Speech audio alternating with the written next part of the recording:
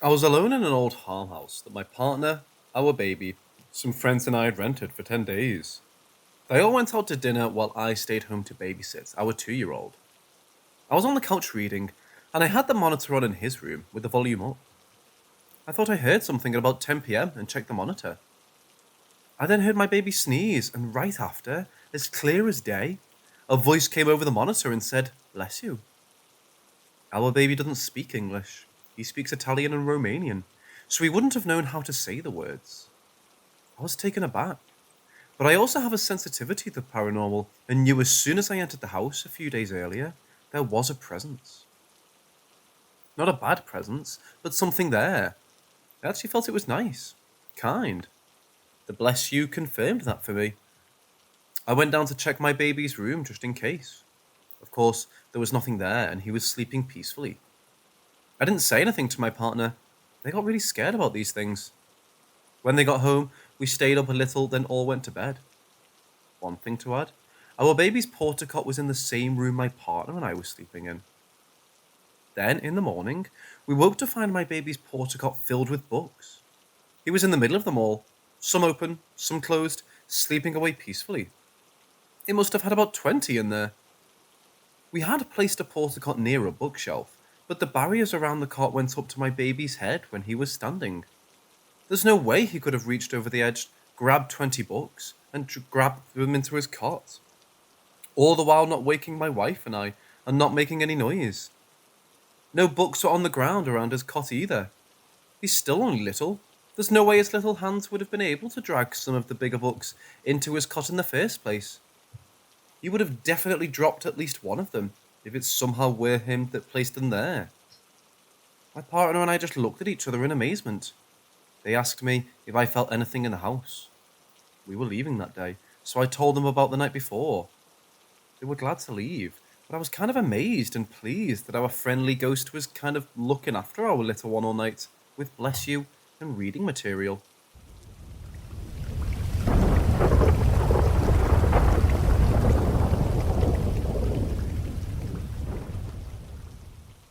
I saw something when I was a teen, and I don't know if I truly saw something, or if my eyes played tricks on me.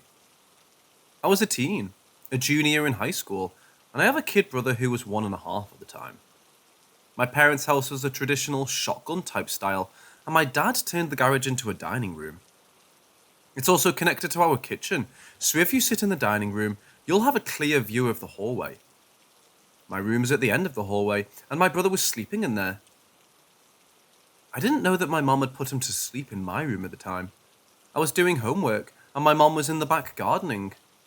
My grandma also lives with us, and she was in the living room watching TV. I was super focused doing homework and got really thirsty. I went to grab my glass of water when in the corner of my eye, I saw a really dark shadow. I turned slowly, and this thing looked like a dark black blob that made sense. It doesn't look like a person or a silhouette of anything resembling a person. I sat there and saw this black blob looking shadow thing slowly going into my bedroom, and my train of thought got interrupted by my baby brother screaming. He started yelling and ran out of the bedroom. Because he's only a bit over a year old, he doesn't know how to walk or run well yet, so he was tripping over and crawling half the time. He was bawling his eyes out and was screaming for our mom. I was preoccupied after calming him down, but after that instant, I've never seen the black shadow again. He also couldn't sleep alone anymore. He used to be able to sleep anywhere my mom set him on, but after that instance, he would sleep and then start bawling aftermath. I couldn't explain that, and I still think about it from time to time when I visit my parents. I've never seen the thing again. My brother eventually grew up and outgrew the fear of sleeping alone. Has anyone ever experienced anything like that? Saw something like a super dark black shadow? I usually see shadow-like people. They have an outline of a person. So seeing a black blob was just weird.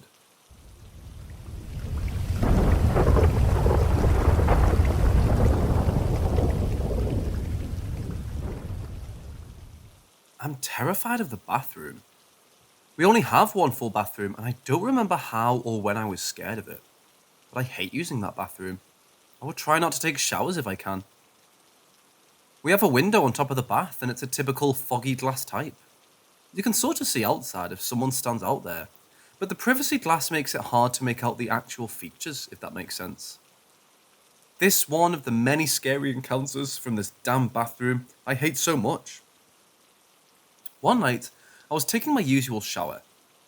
I tried to relax, but I had that feeling that something was watching me. I'm sensitive to things, and I can feel the room or area get really staticky. I don't know how to explain it, but my body just tingles. Like when your leg falls asleep and you get that weird tingling sensation. It starts on the top of my head and moves to the left side of my face. If it's really bad, my whole body would get tingly. I take a really hot shower, so it fogs up the mirror without fail. I had that sensation suddenly, and it was very intense. I tried to ignore it and told myself it's nothing. I just need to hurry up and finish my shower so I can get out of there as fast as I can. I was so close to being finished, and something told me to not look at the window. I should have listened to the voice inside my head, but of course I didn't. Like an idiot. I scrubbed off, grabbed the towel, and as I dried myself off, I told myself that there's nothing at the window. I'm imagining things. Maybe I was trying to prove something. So with some self-talk, I finally got brave and looked up to the window, and I saw a face pressed against the glass. You would have to be 10 foot tall to be able to reach that high. I screamed. I also tripped over the bathtub and fell. My parents heard me and tried to open the door. I was an idiot and just screamed instead of going to the door or running out. The face was gone, and then I ran out.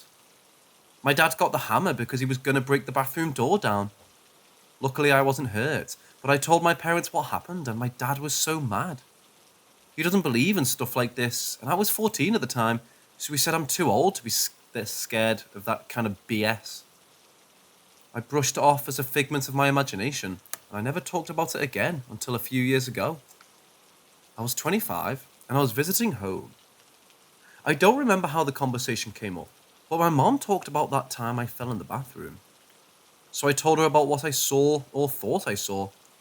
She then told me in a quiet voice that she also saw the same man. But I didn't say anything because my dad would get upset. She said that she would see a shadow figure standing outside of the window at night when she showers. She would say, "We don't have anything to do with each other. You go your way and I'll go mine," and it would look away. I learned that day that my mum and grandma have some chilling stories of their own.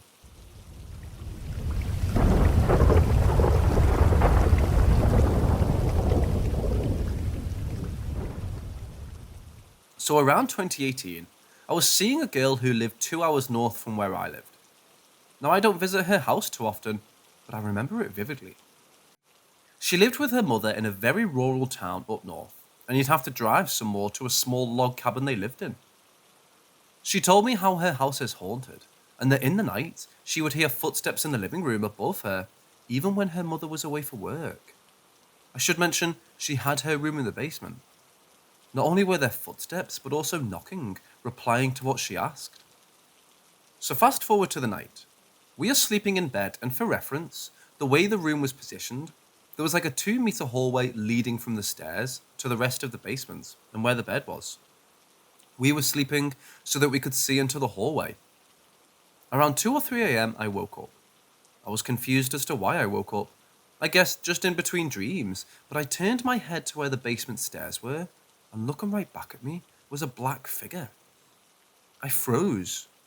I knew what I saw was real because I knew for a fact I was awake at that point. It was a black silhouette of a man looking around the corner, so I saw only the upper body.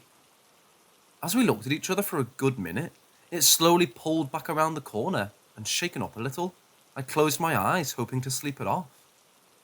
That morning, I told my partner what happened, and she shrugged it off as a normal occurrence, but not worried, because according to her, whatever it was, it never came downstairs. I don't believe it was the last time I saw it, though. Later on, I was eating in the kitchen, and out of my peripheral, I kept seeing a black silhouette of a man in the corner of the kitchen. But I thought it was still shaken up from last night. Their mother told me that they have 2 domains attached to her. For those who don't know, Domovoy is a spirit from Russian folklore who lives in your house and protects it from fires and keeps it clean. But she told me a story where she left for work for a few days, and her husband at the time stayed at her house, who a day or two later called her yelling and freaking out about two creatures not leaving him alone there and following him around the house. I know it sounds crazy and all over the place, but it happened, and I'm recalling it to the best of my ability. Fast forward to 2020. I'm seeing a different person and live in a different town, but there was one more event that will forever be in my mind. We were in their house in the attic. It's a living space along with some storage. I was asking it about the history of the house and previous owners. It was night and the lights were dim, so I thought something spooky would be fun. They told me how 3 or 4 people died in this house, and actually someone hung themselves in that same attic. At that moment, I felt uneasy and a chill. I started looking around the room, scared to see a ghost. I looked at a corner 3, maybe 4 meters away from where we were sitting. There was a silhouette of a woman in a dress, pressed up against a corner. I'm not sure how, but I'm certain it had 2 angry eyes looking at me. Me and my partner jumped up, shining a light into the corner, but as expected, nothing was there. I don't remember why we stayed there a little longer, but I remember feeling the air get heavy, and like 2 icy hands were touching my shoulders and neck. We rushed downstairs, and my partner grabbed sage. After using the sage in the attic, there were no more occurrences with me, but I don't think it means never in my life.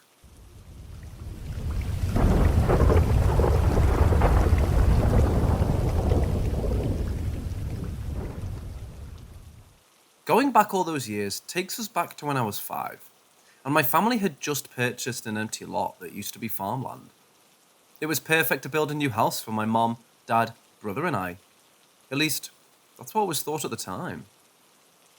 There were many issues that sprang up during the building process, and it took a few months longer than it should have to be finished. Finally completed, we moved in. Not long after, everything changed. I vividly remember a dream I had a few nights after moving into the house. This was merely a prelude to what would come. In the dream, the house was as it was in normal life. The basement was unfinished, and all that was down there was support beams and a concrete floor. There was something in the basement, whispering, calling out to me. I stared down the stairs, and a figure was standing half behind a support. When I saw the figure, I immediately woke up. I find it a little odd that I can remember a dream like that after all these years, but I guess looking back, it was kind of a premonition in the way. Following that nightmare, things started to kick up in the house. For activity in the home, I'll start with a story my mother told me recently. Randomly one day, she asked if I remember asking her about the black thing. Of course, I remembered the figure, but as for asking her about it, I was clueless. She then told me about one day we came back from walking my brother to the bus stop, and as we were coming back, I paused and turned to my mother. Completely unaware anything was out of sorts, I asked her, "Do you see the black thing over there?" My mother saw nothing. She was a bit freaked out now and quickly got me in the car and left, calling my father to tell him. This apparently wasn't the only time I asked her. One day, while getting ready for school, my mother was helping me, and I casually told her, "Mommy, that black thing is in your room." From my doorway, I could see perfectly into my parents' adjacent room. I'm pretty sure at this point, my mother was convinced our house was haunted. As for things that I remember happening in that house, during the day, things were usually pretty calm. The only incident I can remember happening during the day was another time my mother and I were alone, and I was sitting in the living room before school. Mom was down the hall, and 5, 6-year-old me heard something upstairs, which was pretty weird, considering it was our empty attic. Pretty freaked out, I went down the hall and almost ran into my room who was coming to get me. We locked eyes as if to say, "You hear that too?" Above us, it sounded like someone wearing heavy boots was running across the attic. Then there was pounding like someone trying to escape. My dad was called to investigate. He poked his head in the attic and saw nothing. After further investigation, there wasn't any way for even an animal to get in. After that, I knew something wasn't right in the house. Things escalated from that point on. You always felt watched. During the day, during the night, constant. I wouldn't leave my back to a doorway the entire 7 years I lived there. Even when I would play with toys, I'd hide behind my bed, away from the door. At night, you'd feel as though someone was standing over you. A few times, I woke up to see someone there. After rubbing my eyes, wishing I was still dreaming, it'd still be there. At the end of the bed. Always watching. It got to the point I'd just brush it off, pull the covers over my head, and go back to sleep. It recently came out that my mom had similar experiences, only she never saw the thing. I always saw this shadow man. Typical, I know. I remember though, when I'd have to walk from the living room to the dining room, I'd always wait for someone else to go with me.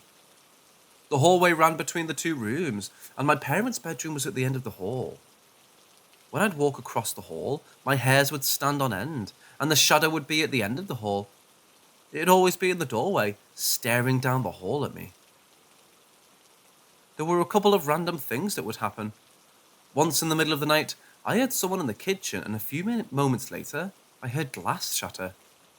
When asked about it, nobody else heard it, and no one was in the kitchen. On one occasion, I woke up to a male voice in my room.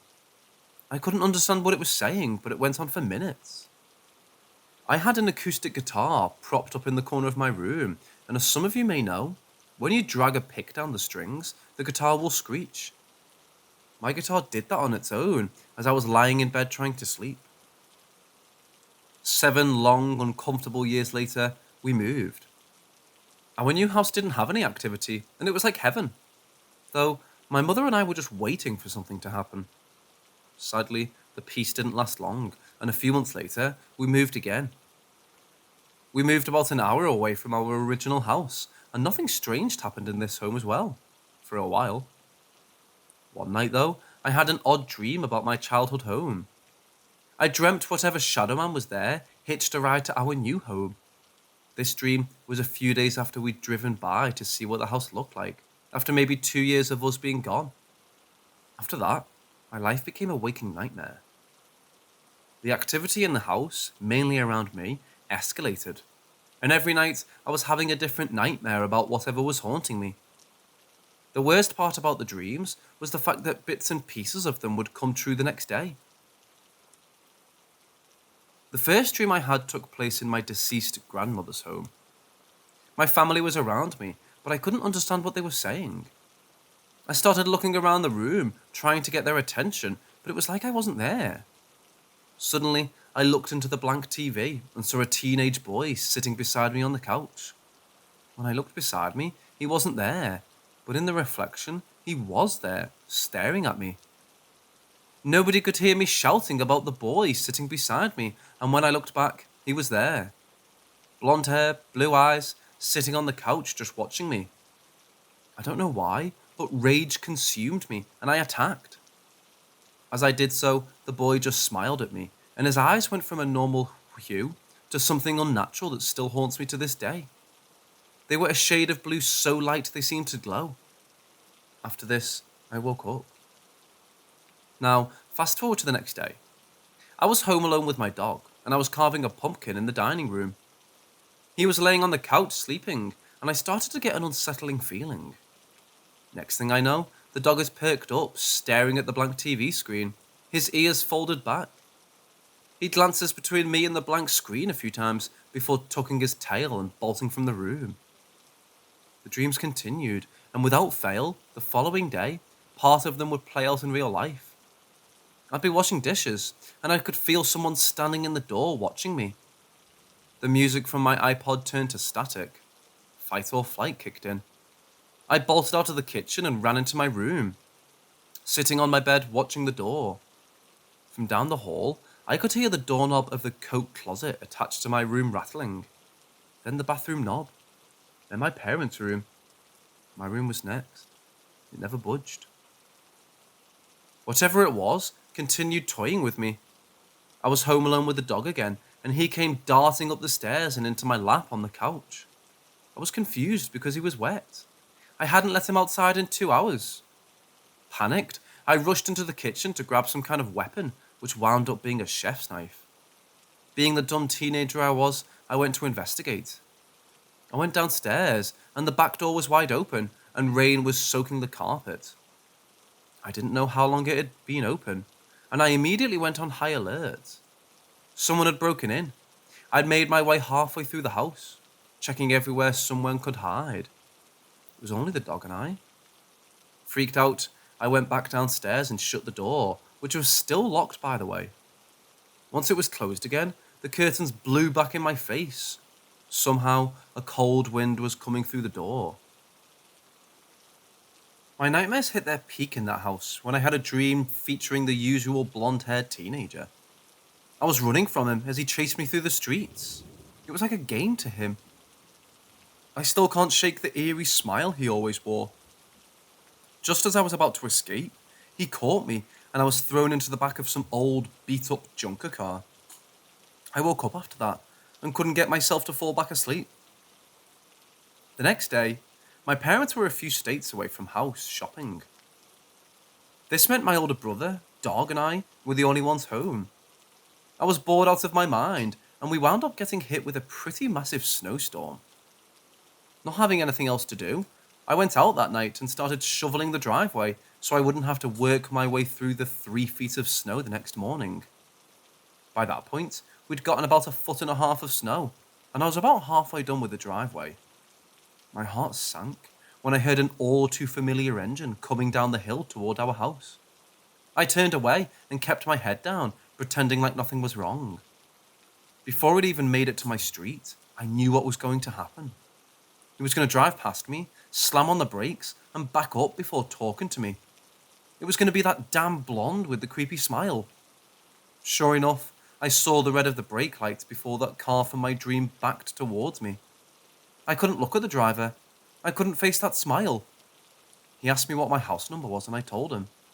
Without a word, he whipped the car into the neighbour's driveway.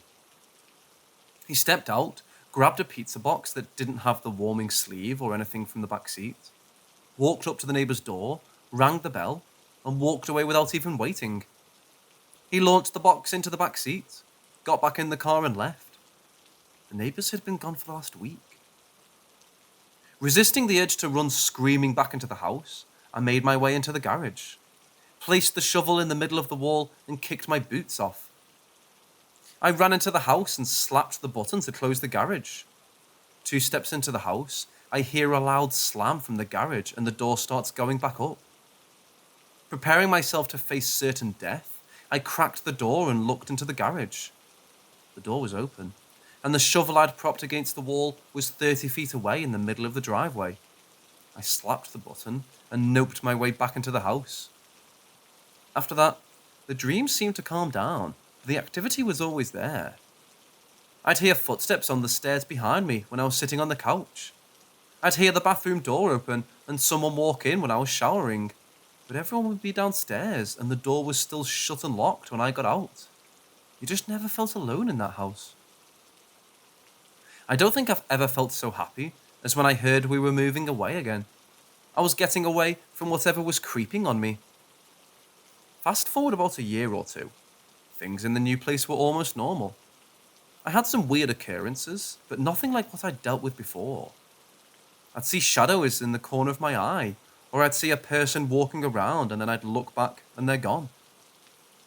It wasn't until I had to go back to that godforsaken house that my life was thrown back into a nightmare state. We had rented out the last house and the tenants had trashed it. So as a family, we made the 11-hour drive to go clean it out before renting it again. The entire time, I was looking over my shoulder, waiting to see that creepy smile paired with those inhuman eyes. Thankfully, not much happened. I had some weird nightmares and refused to be alone in the house, but that was it. It wasn't until we drove back home that he made his presence known once again. My nightmares came back, but this time, the blonde was out to kill me. I'd wake up feeling like I was being choked on more than one occasion. I'd hear claws scratching on my door in the middle of the night, and thinking it was the dog trying to get in, I went to open the door. The hallway was dark, and the dog was nowhere to be seen. Then I heard him snoring in my parents' room. It wasn't the dog, I shut my door and go back to sleep like nothing happened. When that didn't get my attention, I woke up to a clicking sound. I sat up in bed and looked around, trying to see what was making the mysterious ticking noise. I turned the flashlight on my phone on and noticed my doorknob moving. It slowly moved to the left. Click. Center. Click. Right. Click. It continued like this, moving faster until the knob was just shaking before it went completely still. With a sigh, I went back to sleep. My things would go missing, and I'd go ask my mom if she'd seen them. Of course, she hadn't. I'd always go back into my room and just say, "Alright, cool, ghost, you got me. Now give me my stuff back." I'd leave my room for a little bit, and when I'd go back in, whatever I'd lost would be sitting on my bed. The sounds of claws would follow me throughout the house, and at this point, it was just normal for me, and I'd brush it off. I wasn't going to let him get to me this time. At least, that's what I thought. Whatever it was started following me to work. Clothes would fall off the middle of the racks or off the wall displays. Someone would whisper in my ear when I was at the shop alone. I was freaked out, but I tried not to show it. Eventually, my mom had enough of my craziness and contacted a medium. Now don't get me wrong, I believe most of them are fakes just looking to make a quick buck. But this woman, she knew nothing about us but agreed to help. We spoke on the phone for a while and she told us there was someone who wanted to tell us something. Mom and I just kind of looked at each other, both of us skeptical. She said their name started with a V, Victoria or something like that. My deceased grandmother's name started with a V. We mentioned this, and the next thing she said had me convinced. She said she was getting a pain in her chest and asked if my grandmother had a heart attack. She had. So at this point, my grandmother's message was for us to give them hell. Still not sure what it meant, but the woman told us there was something attached to an old piece of furniture I had. We took it out of the house, along with a haunted urn my mother had received as a gift, and things settled down. You'd think that's where my story ends, but it's not. I'd still see creepy things happening around me, but I'd learned to deal with it. Eventually, I ran off and joined the military. Now my friend and I, being bored out of our minds in the barracks, decided to buy a Ouija board to pass the time. Bad idea, yeah, I know. We waited until it was dark and went into the head as that was the only place it was quiet and we wouldn't be interrupted by other Marines being loud. Keep in mind, we were on Paris Island and that place gets creepy. Those stories are for another time. So we started asking the usual questions. Is there anyone that wants to speak with us? Nothing. I didn't expect there to be any answer, and I considered moving the planchette to mess with my friend. We'll call her Cat. We asked a few more times, and finally, the planchette slowly moved to yes. I gave Cat the side eye thinking she was screwing around with me. She looked terrified. Alright, cool. Let's see where this goes. We asked how old whoever we were talking to was. 19. Boy or girl? Boy. Name? Jake. I was intrigued at this point. We kept asking questions and Jake kept answering. We asked if he was a recruit that had passed away there. No. Okay.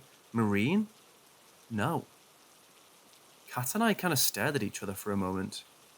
Okay, so were you a civilian then? No. Well, that covered the 3 categories. What are we talking to? At this point, Kat was panicking and wanted to close the board out, but me being me, I didn't want to yet. At this point, I asked the dumbest thing I could. Are you a good spirit? The planchette didn't move for a moment before it slowly slid to no. Kat freaked out and demanded we stop. I gave in and we said goodbye before she threw the planchette off the board and left me to put everything away. Whatever. It was a kid's game. I boxed everything up and put it back in my wall locker before going to bed. That night, I woke up to someone whispering in my ear, and the next morning, most of the other Marines were freaking out, saying they heard someone walking up and down the squad bay past their racks. Apparently, the drawers in the duty desk were slamming open and shut all night. I was clueless because I'd put headphones in and passed back out after waking up to the whispering. When I finally got out of my rack and changed, I was confused by the disgusting smell surrounding my rack. Sulfur. Nobody around me seemed to be able to smell it, and finally, I dragged one of the other female Marines back to my rack, and she looked at me like, "What the hell do you have rotting back here?" Shrugging my shoulders, I emptied a can of Febreze in my corner of the squad bay and went back to life as usual. Cats wound up having some weird experiences, and I'd have the lights around me go out whenever I'd talk about what had happened that night with the board. The weirdest thing that happened after was when I walked into the head and heard water running.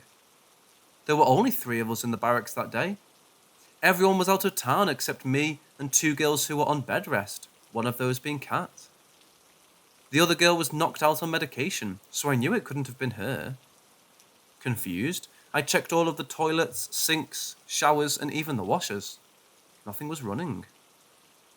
After standing there for a minute scratching my head, I checked the deep sink in the supply closet. The faucet had been swiveled so it was no longer over the sink, and it was gushing water, full blast onto the floor. Pissed, because I was going to have to clean that mess up, I went and got Kat from her rack and made her go check the closet before I reamed her for being an idiot. She came back out and told me she hadn't done it. She'd been sleeping most of the morning. She had a point. So, if it wasn't either of us... I shook my head and turned the sink off before grabbing a mop and refused to talk about it. That was the last of my memorable experiences connected to the board from Paris Island, but when I moved duty stations, my new roommate had a Ouija board. I know, doing it once was dumb enough, but going back for seconds? I deserved whatever I got then. We got a group together and messed around with the board, and we got some answers. But it wasn't anything terrifying, so I brushed it all off. When my roommate left, she left her board on her desk, and of course, me being me, I decided I was going to play around with it again. I found a girl who was willing to see what we would get answers to us. We both knew the rules of the game, and late one night, we broke out the Ouija board and got to work. Now this girl, Short, had no idea about my previous rounds with a different board. We had some spirits come through. The only one I remember clearly was Robert, who claimed to be a sailor. This was plausible, since we were on a naval base at that point. We kept coming back to talk to Robert and the others, and it was always pleasant conversation. Suddenly, they all stopped answering questions. We kept trying to get them to answer, but the only thing we got from him was afraid. We kept asking what, and Robert wouldn't answer. Suddenly, the planchette moved to goodbye. We gave it some time before trying to talk to him again. When we got some answers, Short and I could both tell it wasn't Robert talking. He had a very distinct way of responding, and this was nothing like before. I started to feel uneasy, and Short asked, "You aren't Robert, are you?" "No." Okay, weird, but we kept going. "Who are you?" The planchette just kind of circled the board like they didn't want to answer. "What's your name?" Still nothing. I don't know why, but I asked, "Are you what's been following me?" "Yes." Deep breath. Okay, now I'm starting to get freaked out. Short gives me a weird look and lets me start asking the questions. "I've talked to you before, haven't I?" "Yes." "What name did you give me?" Short was watching me the whole time as I started to panic. The planchette went to J, then to A. Jesus Christ, I was in full-on freak-out mode now. Then it slid to S-O-N. Jason. At this point, I knew it was playing games with me. "You know what's wrong?" "Yes. J-A-Y. "Stop playing with me." J-A-K-E. "Okay, Jake. How old did you say you were?" 19. "When I asked if you were good, what did you say?"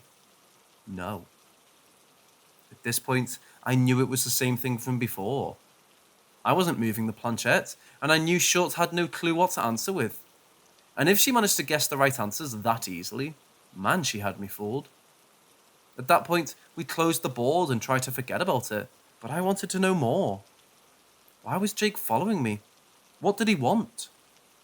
We opened the board again, and it was different this time. I was trying to get us to play the board alone. Well, more specifically me. I know that's a big no-go when messing around with boards, so we kept telling Jake no. Before playing, I'd taken my wedding ring off, and it had been sitting on the floor beside me. I don't know why, but I looked to see where it was, and my ring was gone. Jake kept trying to convince Short to go look for it for me while I remained on the board. He kept saying it was in another room in the barracks, and she went off looking after we closed the board. This went on for a while, and finally, I found my ring hiding under some papers on my desk, where I hadn't left it. Having played Jake's games long enough, Short offered to try and cleanse me. I didn't think it was going to work, but I said whatever and let her do it. Afterward, I wanted to see if Jake was really gone. Sure enough, when we broke out the board one last time, Robert came through. We asked about Jake, and all Robert said was gone. After that, I never touched a Ouija board again. I'm not sure if Jake is still hanging around or if he's really gone. I'm 25 now, and it's been 2 years since that incident.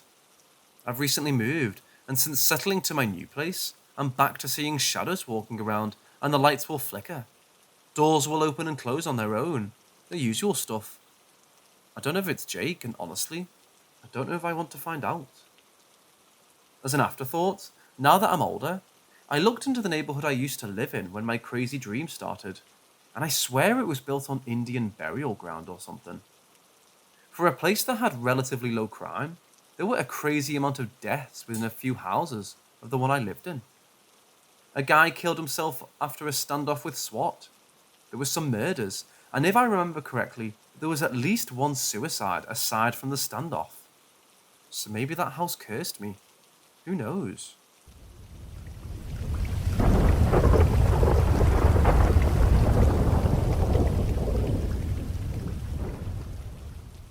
This happened a few years ago. My mom had an ex-boyfriend who had died in a motorcycle accident, and it happened to be the 20-year anniversary of his death. That night, I ran into the store to get a few things. My mom stayed out in the car and waited for me. My mom used to work at the store, and I grew up going there, so it's safe to say we knew almost everyone there. So it wasn't a surprise that when I came out, I saw a guy sitting in the passenger seat next to my mom. I just thought it was one of the guys who worked there. I walked up to the car and bent down to look through the window to see who it was that my mom was talking to, but no one was there. Within less than a minute, it took me to walk to the car. No one was in there except my mom. So I get in, sit down, and I feel ice-cold air go right through me. So I turn to my mom and I ask her 2 questions. 1, had you been talking to one of the guys from the store just a minute ago? She gave me a weird look and said no. Question number 2, did you have the AC on in the car? Her response, no. And I left it at that. I didn't say a word to her about what I saw until a couple of months later. As soon as I told her, she went and pulled out her old high school yearbook and opened it to a page, and I pointed at a picture and told her, that's who I saw sitting next to you. She looked at the picture and said, yep, that's him. I went on telling her what he looked like and kind of grumpy. She explained that he always did. It was just the way he was. Without ever meeting this guy, I never saw his picture before. I didn't even know his real name, only a nickname. I was able to point out her dead ex-boyfriend in the yearbook. I have no doubt in my mind that it was him sitting next to her that night.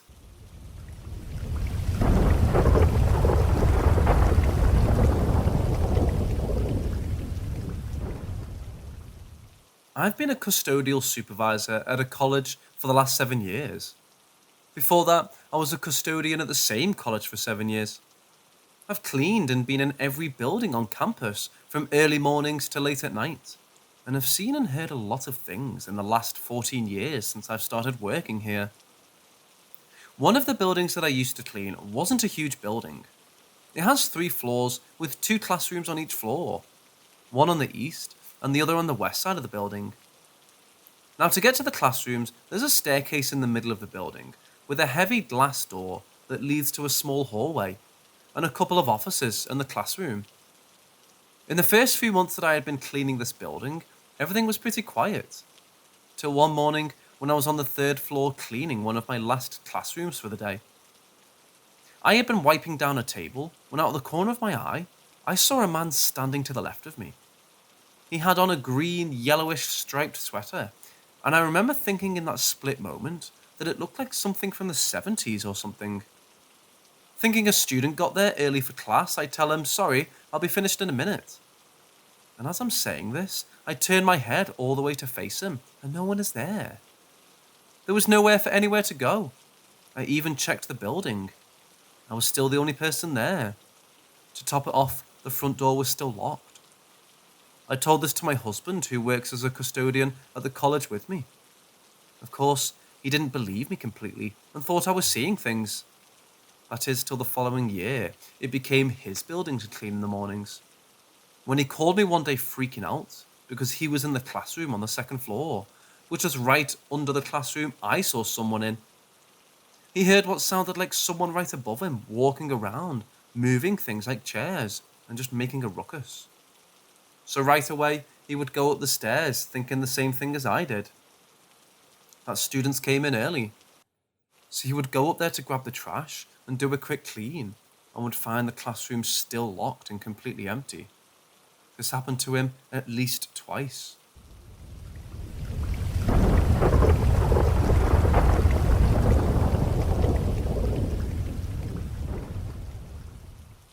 When I was young, I had quite a few instances regarding paranormal sightings. When I was about 5 or 6, I would wake up in the middle of the night because I felt like someone was watching me. I had my own bathroom in my room, and at the doorway, I would always see this big black figure. I would get scared and run to my parents' room for comfort, but I remember the first night it ever happened. There was a soldier blocking my parents' doorway. He was dressed in a blue coat and had a rifle next to him and didn't have a face. It was like really fuzzed out, so I just ended up going back to the living room to sleep on the couch. This happened nightly. I remember telling my mom about it when I was about 7, and she didn't have much to say about it. There's also been a few instances when we moved back into our family home. My grandmother actually shot and killed herself in the master bedroom of the home when my ma was in her 20s, and we had always kept the home. But when we moved back, we would get faint smells of cigarette smoke around the house, which was odd, because we had redone the floors and furniture, etc., and no one in my family smoked, but my grandmother did. So we just shrugged it off like she was stopping by to check on us. But now that I had moved out, I still smell faint cigarette smoke randomly. Can spirits be tied to multiple people like that, and not just a house in general? Another thing is the shadow people I see constantly. I finally had the courage to say something to my mom about it a year ago, because I'll see them day and night still. And she finally admitted to me that she sees shadow people too, but my dad and sister never do. I spoke to my boyfriend and his friends about it during a time when I was super stressed about college and personal issues, because I was seeing them everywhere, and it got to the point where I didn't like to be home alone at night and would beg him to stay home. But he thinks I'm just seeing stuff that's not there because he's never seen anything that I describe. I'm not too sure on what my grandmother was like because my mom doesn't talk about her a lot, and she passed away before I was born. But I do remember her Ouija board was still in the house when we moved in. My sister likes to make jokes that I'm a witch because I see things and pick up on vibes that no one else does. And mainly because every boy who's broken up with me, their trucks blew up not even a week later. It's happened like 3 times now, and I swear I don't touch their trucks.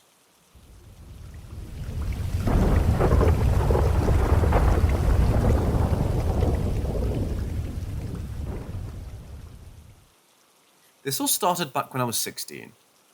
I've always been extremely interested in urban exploration, especially to places that are abandoned with a colourful history.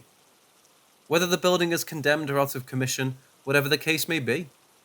Being from Texas, there's plenty of opportunities to find places like this. This story, however, is about an orphanage called Woodman's Circle. This is a very real place. You can search it for yourself and read upon the history of it in case you don't believe what I'm saying is accurate. The orphanage is located in Sherman, Texas. Sherman is a very small town, probably less than 50,000 people. With not much else to look at, The orphanage piqued my interest. If you don't know it's there at night, it's easy to miss. Behind a long line of trees just east of the freeway, across a long courtyard, it stretches up into the darkness right before your eyes. From what I understand, it was intended for widows and orphaned children, making it seemingly an ideal place to explore if you're looking to scare yourself a little bit. The building itself was abandoned sometime during the 1970s and has had a couple of fires since then. The property has been passed around to various owners over the years, certain private owners and a number of attorney groups. At the time of this story, the owners were a couple with some sort of trust corporation. There was no efforts of maintenance or renovation, so basically, the building has sat rotting for close to 50 years now. Aside from a few no trespassing signs, nothing else had been added. Well, being 16, I looked at the warnings against entry as an invitation. I parked my car in a neighborhood about a mile down the road so as not to raise the suspicion of any Johnny Q laws. During the walk to the orphanage, I was smoking cigarettes, listening to some Pink Floyd, simply trying to get myself into an already on-edge mindset. It was a decently warm night, but I still had a light jacket on, just in case the exploration required me to crawl or something of that nature. I kept peering over my shoulder, starting to feel more and more uneasy. Not necessarily due to anything paranormal, but like a cop or some nosy person from the neighborhood had an idea of what my intentions were and was going to make it a point to fuck up my plans. I decided to turn my music off so I could hear if someone or something was coming up behind me. Also ensuring that if I heard a car coming, I could duck just behind the tree line and hide for the possibility of it being a police car. It took about 15 minutes to make the mile-long walk before I could just make out the silhouette of the orphanage. I ventured into the tree line and came to a 3-strand barbed wire fence. I put my hands on the second line of barbed wire and pushed it down wide enough for me to slip through. As soon as I was through the barbed wire fence, I pulled my pack of Marlboros out of my jacket pocket, set a cigarette on my lips, pulled out my Zippo and lit it. And there, before me, laid Woodman's Circle. Now I want to make clear that I don't believe in ghosts or spirits, or anything of that nature. Not to say I couldn't ever believe in them, I've just never had any kind of experience that left me with no other explanation. When I first approached the main building, there was a staircase with maybe 10 or 15 steps leading up to the front door. At this point, I hadn't heard a car, or even the wind for that matter, for a couple of minutes now. The sheer silence was so acute that I could hear the tobacco popping in my cigarette. I'm not sure if anyone who reads this is a smoker, but to be able to hear your cigarette crackling, it has to be pretty damn quiet. I was also quite aware of my own breathing at this point. I could feel myself making a conscious effort to breathe as slowly and as smoothly as possible. I did my best to listen to anything, any sounds at all. Still, nothing. I started to step toward the front door and realized at that moment exactly how loud my conversation was on the pavement. I tilted my feet to attempt to walk on the sides of my shoes the best as I could. I tried to push the door open, but it wouldn't budge. From what I could see, it wasn't nailed or boarded shut, so I kept trying. After a couple of attempts, I figured I wasn't going to be going in that way. Over to the left of the main building is another building. I could see that the door was wide open, so I decided to give it a shot. As I walked to the other door, I gazed out over the courtyard, expecting to see a police officer walking across the grass, ready to fine me for trespassing. However, I was still alone. I got to the second door and saw that it was pushed open about 3/4 of the way. Enough for me to see clearly down the hallway, all the way to the back of that particular building. It's hard to estimate, especially being as dark as it was, but I would guess the hallway itself was maybe 100 to 150 feet long, and approximately 10 feet wide. I could see shadows of debris that littered the ground, and kept having the thought of one of those shadows starting to move, floating around in my head. I do that to myself quite often. Think of the scariest outcome of scenarios that I'm in, and ponder the question of what would I do? I walked into the hallway and made every attempt to silence my footsteps as much as possible. The ground was so cluttered and covered in dirt and rocks, it made it impossible to stay completely quiet. I kept glancing from side to side into every doorway that I came parallel with. I could see that there were many rooms. They had bed springs, toilets, bathtubs, even little bits of clothing. At that moment, I was more interested than scared, but only for the moment. A feeling of dread was beginning to wash over me, so I decided to start walking down the hallway from the direction I came and head into the main part of the building. The streetlights made the main building somewhat easier to see on the inside. I didn't have a flashlight with me, and I was trying to use the light from my phone sparingly. I didn't want someone from the street seeing my light on in the building, essentially giving me away. I made it to the main building and spotted the front door I attempted to enter from earlier. I went to get a closer look. The door handle on the inside was the same as the outside. One of those handles with the little thumb latch on the top. To my utter shock, the door came open with ease. I couldn't believe it. I was sure the door was blocked in some way. Nails in the frame, corked shut, something. But no, it was as easy as opening the front door to my own house. I decided to close it again so as not to arouse suspicion. I turned and looked at the layout of the entryway. I had thought of the possibility that I may not be as alone as I thought. The door wasn't blocked by anything and definitely wasn't locked. Even if it was, somebody would have had to unlock it or move whatever obstacle that was preventing it from opening out of the way, in the same amount of time it took me to walk from the side entrance. We're talking in the matter of 3 or 4 minutes here. It also would have had to have been completely silently. I just didn't see how that was done. I explained away the fear as I must have been opening the door wrong. Maybe it was one of those doors that, when locked, can only be opened from the inside, like a public bathroom lock or something. Still, I found it at the very least eerie, unsettling. There were a few doors visible, only one of which with enough light for me to navigate. I chose that one. I went to the door on my right, and it led me to a small corridor. The corridor was Z-shaped, and it opened up into what appeared to be some sort of common room. There were plenty of windows to let light from the street seep in, so I glanced around to see if I could spot anything of interest. There was a dumbwaiter over to my left, so I went to check that out. The cart wasn't in the shaft, or at least not on this level, so I grabbed my phone for a little bit of light. I used my finger to cover the light so it wouldn't be visible from the outside. I pointed my light up the shaft of the dumbwaiter and looked up. I could see what looked like a car, possible stuck, at least 4 or 5 feet above my head. I looked down, and sitting on the bottom left of the shaft was what I think were children's clothes. They were probably 3 or 4 feet below me, so I definitely couldn't reach them from where I was. So I honestly couldn't tell you if the clothes were modern or not.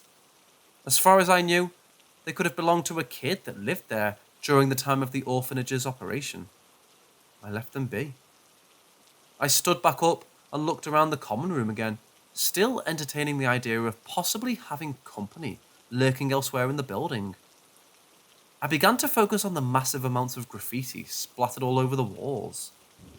Some of the ones I took note of were dated as far back as 1985.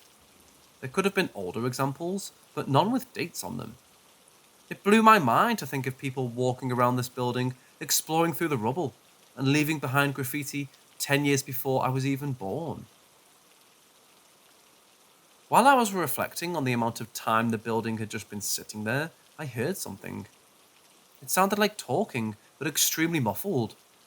I could tell there was more than one person, but I wasn't confident enough to guess if it was more than 2. I quickly turned my phone light off and tried to be as quiet as I could. From the sound of it, I thought it might be coming from somewhere behind the building.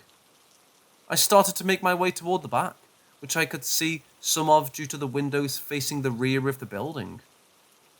As I got closer, I realized that the talking seemed to be coming from an actual room in the orphanage. I was in no way going to introduce myself, based on the fact that I don't know who it is. I can't tell if they're a threat, or if they're even away from my presence at this point. I went through another door toward the back corner of the common room. It led to another small hallway with a few doors on either side. There were 3 doors on the left and 2 on the right. This hallway probably led outside at some point, but it looked as though the door had been blocked or sealed off. I stood at the entrance of the hallway listening. The conversation was down to a whisper, so I wasn't able to make out any words. I took another couple of steps into the hall and slowly gazed into the first room on my right. It was empty. I could tell that whoever was talking was on the right side of the hallway, so I knew they had to be in the room right next door to the one I was in. I poked my head out of the room for a better chance to hear. As soon as I looked around the corner of the door frame, I heard someone say very sharply, "Shh!" Fuck. I stopped breathing. My whole body tensed up. I even tried to put my hand on my chest to keep my heart from beating too loudly. I started to weigh my options. Option 1, just to ensure my safety, I could quickly turn on my phone light to improve my sightline, make a run from the front door, just on the other side of the common room, sprint across the courtyard and into the street. At that point, I didn't care who sees me, I just want to be out there. Or option 2, I could show myself. I know it sounds fucking insane, but maybe if I show myself to whoever else is there, we can just have a big laugh about how scared shitless we all were, and we can all leave comfortably. Who knows? Maybe they're as scared as I am. However, there were more of them than there were of me. At least by one. I couldn't imagine them being as scared as me. I knew exactly how I would have felt had I had a couple friends, or even just one friend there with me. I would have felt 10 times better knowing I have backup. Still, I couldn't shake the feeling of the possibility that if I started to run, the fear would set in 1,000,000 times more than it already has. I decided to go with option 2. I spent a few seconds gathering whatever courage I could muster, and I spoke out. Hello? Silence. Hello? Again, silence. Listen, I just came in here to look around. I can leave, though. Several seconds of silence. Hello? By now, it had been about 15 seconds with no response. I stepped out of the room I was in and looked around the corner of the door frame to their room. Terrifyingly, the room was empty. Nothing to suggest there were people in there. I was in deafening silence again. Alone. I began to panic, so I grabbed my phone and turned my light on. I spun around to make a run for the front door, and right as I turned, I spotted someone sticking their head down out of a hole in the ceiling, smiling at me. I couldn't move. I felt like I was experiencing something akin to sleep paralysis. It didn't even feel like I was standing anymore, but more like there was some kind of feeling of horror that filled me up, and that's what was keeping me upright. It was definitely a person, not ghost or apparition, but it seemed just a tad off. I don't know, like their smile was uncomfortably wide, and their eyes were unusually small and spaced apart. Before I couldn't even conjure up another thought or emotion, I screamed. I rarely scream out of fear. Not saying I don't get scared. If someone jumped out at me, I'd do the same thing most people do and take a really sharp breath in. But it's seldom that something scares me so much I actually scream. I started to sprint to the door, not even using my phone light, with no regard to anything except escaping. I just ran. I made it to the front door and flung it open. Barely breaking stride, I scampered down the stairs, taking them 4 or 5 at a time. I ran across the courtyard and made it to the tree line. I grabbed hold of the barbed wire fence and turned my head to look over my shoulder. On the porch of Woodman's Circle stood 3 people, I guess. They weren't doing anything, just standing there, staring at me. I couldn't make out their facial expressions or even their facial features. All of a sudden, one of them began to scream. The scream sounded exactly like my scream, or at least the memory of the sound of my own scream still resonating in my head. I couldn't tell you if it was meant to be a mock or a taunt, or if it was something else entirely. I just don't know. but I was still scared out of my mind. So I slipped through the barbed wire fence and ran straight to where I parked my car. Being a smoker, running wasn't my strong suit, but since I was only 16 and I hadn't been smoking for very long, I made the mile-long run to my car in probably less than 7 minutes. I hit the unlock button on my key fob, flung my door open, and jumped into my car. I locked my doors and started the engine and just sat there for a second. After about a minute, I put my car in drive and started the drive home. That's where my adventure that night ended. I have no idea what the hell happened, or who the hell those people were. I truthfully couldn't even say if they were people. I suppose it could have been something else, but I just can't bring myself to definitively say that was the case.